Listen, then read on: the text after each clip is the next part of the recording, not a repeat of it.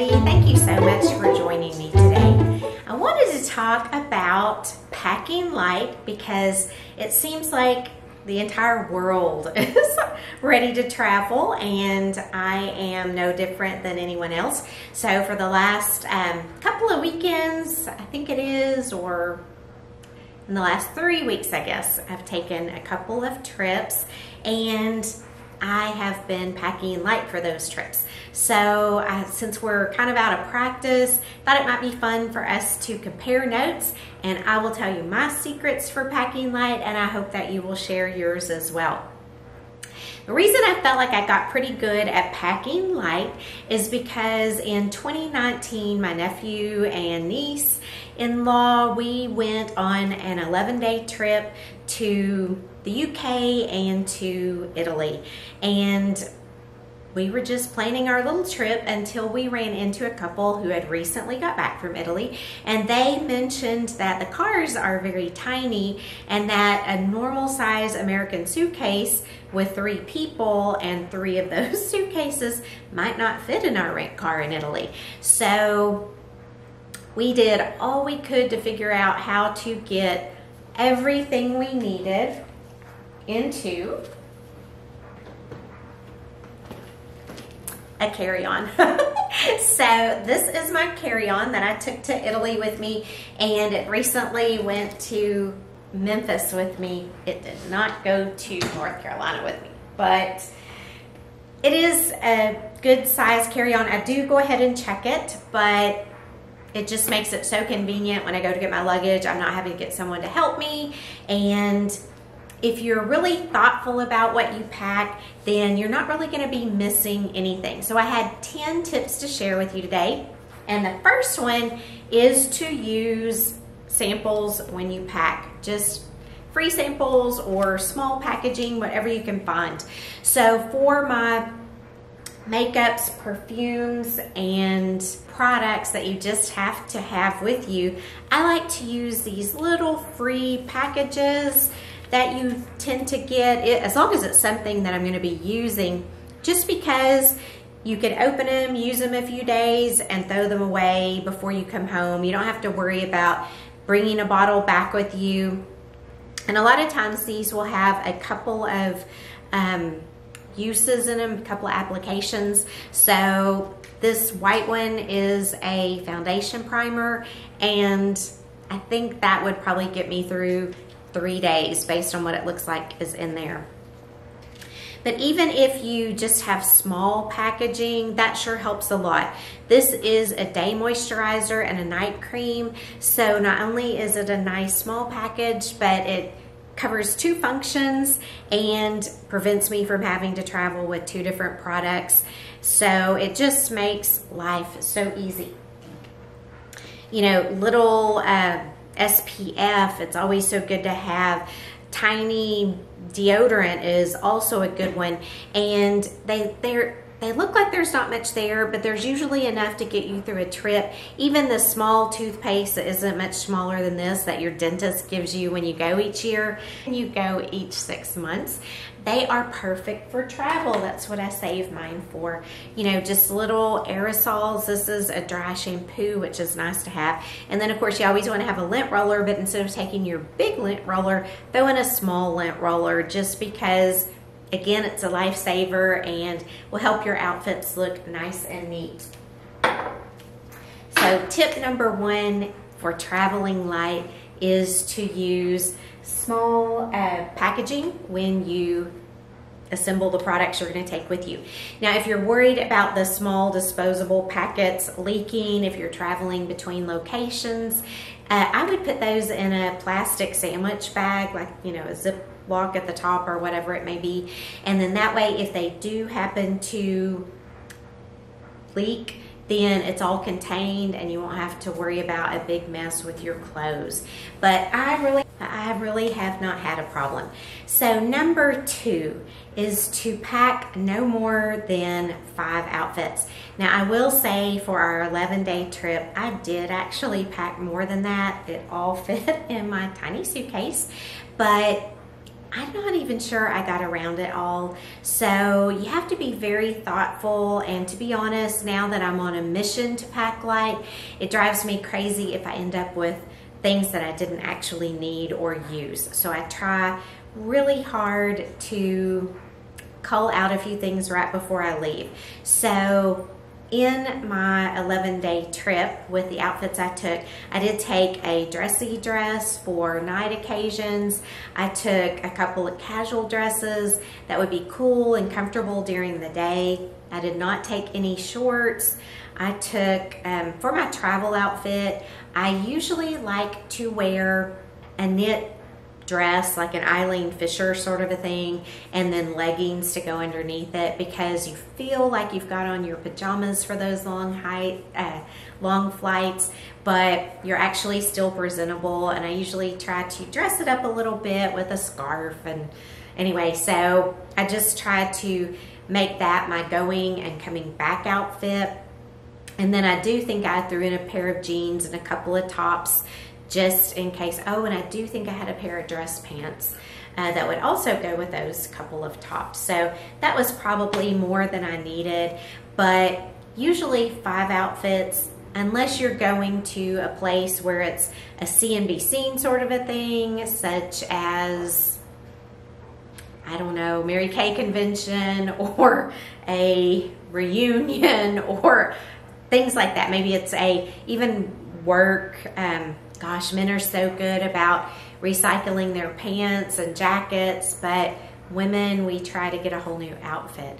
So any way that you can streamline, maybe a pair of black pants with 3 dress shirts for a lady or sweaters, that might be a good place to start to limit what you have to take with you on a work or reunion or convention sort of a situation. So we were just traveling for fun, so that made it a lot easier as well. Now I also try to limit shoes. Obviously you're wearing a pair when you go and come, so I try to pack no more than 2 pairs of shoes. For the Italy trip, I took a pair of low heel sandals that I could wear with my dress or my dress pants, but it would also go with my casual dresses if I wanted to. I had a pair of walking shoes that I mostly wore with the jeans and the casual dresses. And then I also had a pair of casual sandals, which, come to find out, I really didn't need them. So it was good to have them just in case a pair of shoes had broken, but they weren't something I actually kept in the rotation. I'm not sure I wore them once. That is one thing I can learn from. So next up, I try to, tip number 3, pick a color palette and stick with it, so that usually for me, I like to wear black shoes and a black purse, and black would then need to go with all the outfits I'm taking.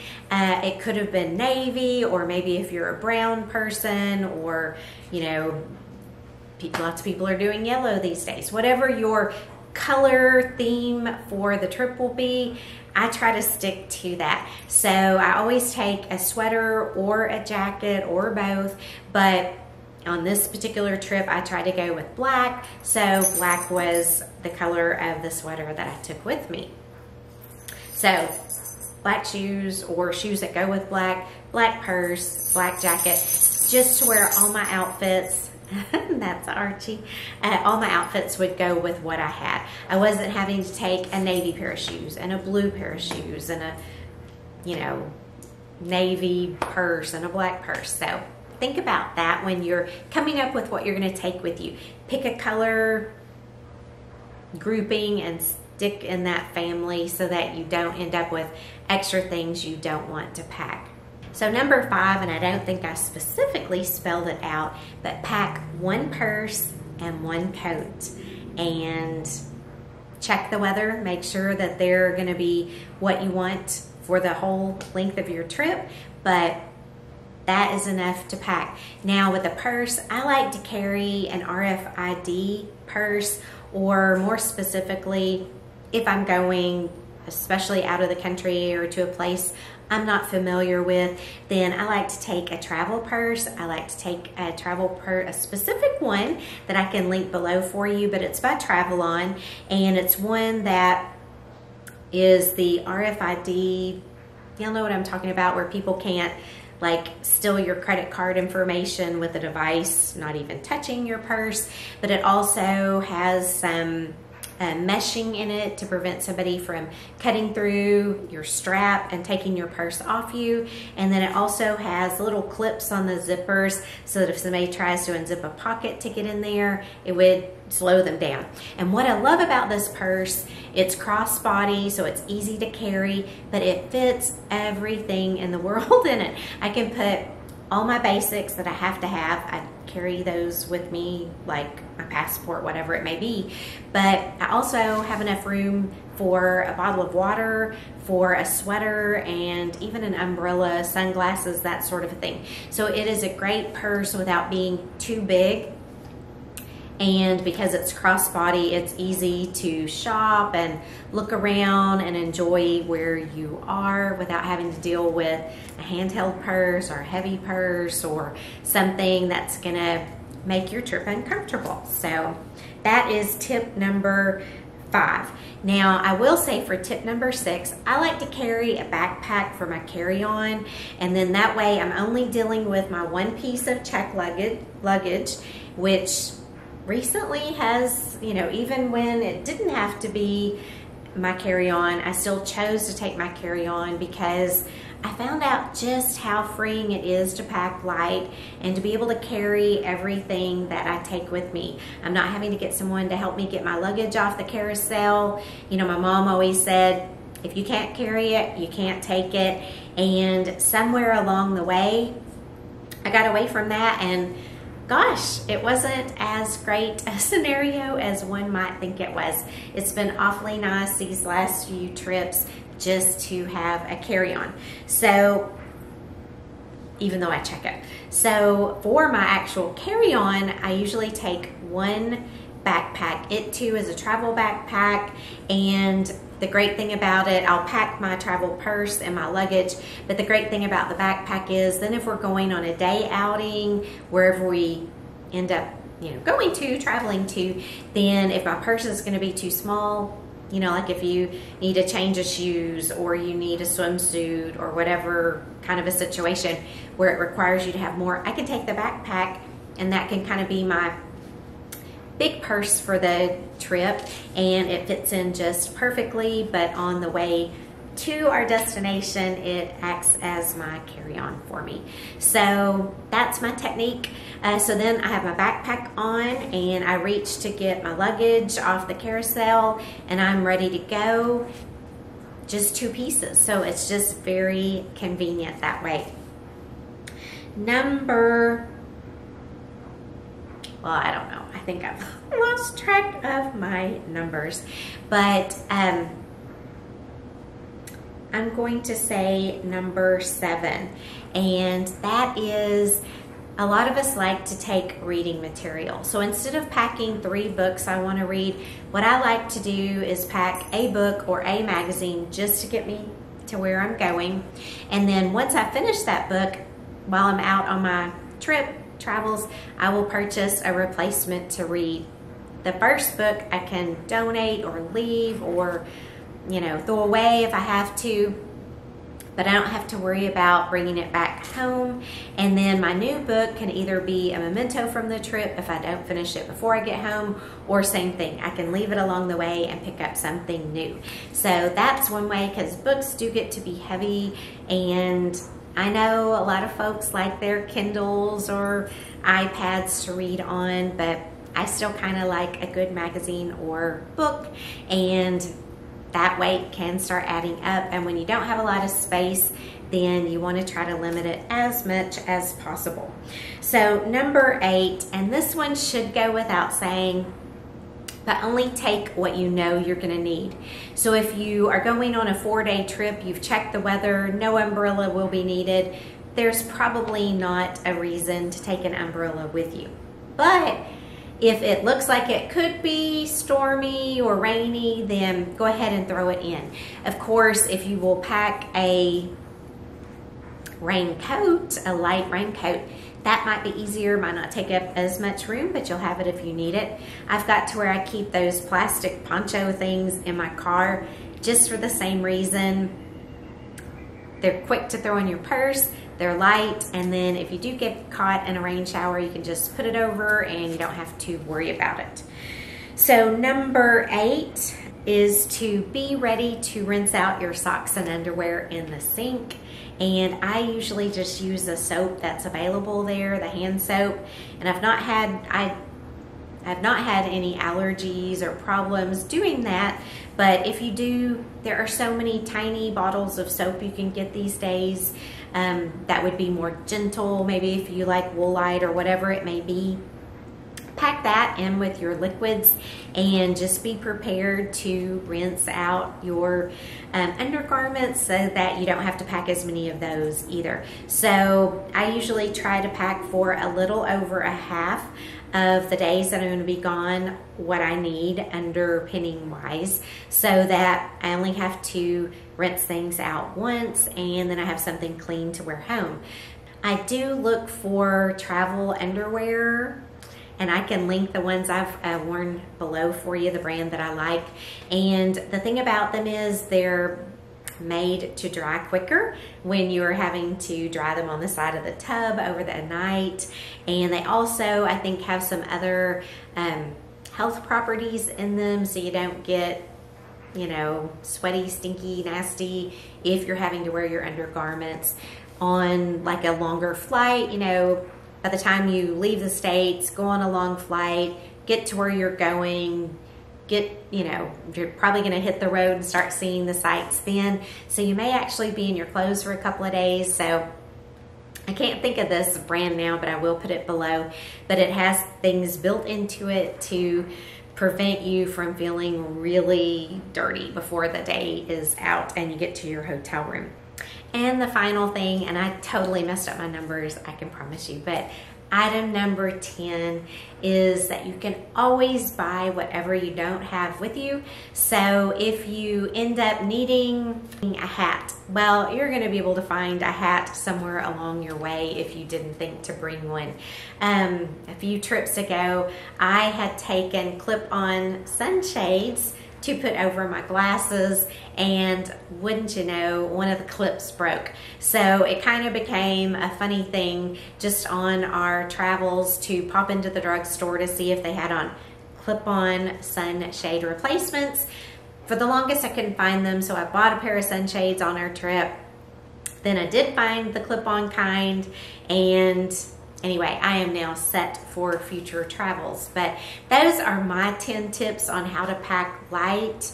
I will say there are some things that I always take with me when I'm traveling, and one is a travel strap, which I will link below. This is one of my well-used ones. You have to be careful when you're buying a travel strap, because I did buy one kind that I cannot figure out how to use it for the life of me. My husband has to put it on, and I don't always have my husband with me when I'm traveling.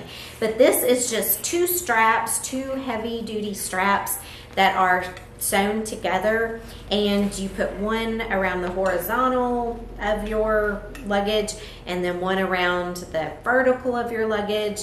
They clip really nicely, and then you don't have to worry about your suitcase flying open and all your stuff going here, there, and everywhere. And I will tell you that I have seen it. My nephew and I were somewhere, and approaching the plane, we had to walk out on the tarmac, and lo and behold, the poor folks in front of us had a hard shell piece of luggage, and I guess they had packed it too tightly, or for whatever reason the zipper wore out and their belongings were just laying out.